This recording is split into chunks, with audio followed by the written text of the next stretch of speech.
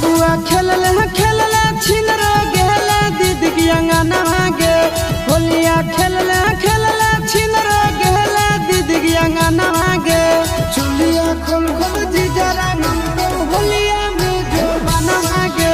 चुलिया खोल खोल जीजा रंगल को होलिया में जो बना गे छोटे छोटे रहो छिनरो बढ़लो कैसे सामान गे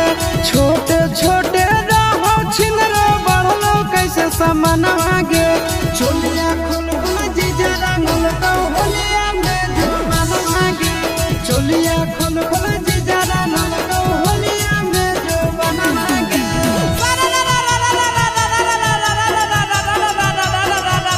हो जोगी दी सारा दादा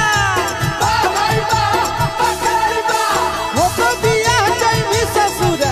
हो तो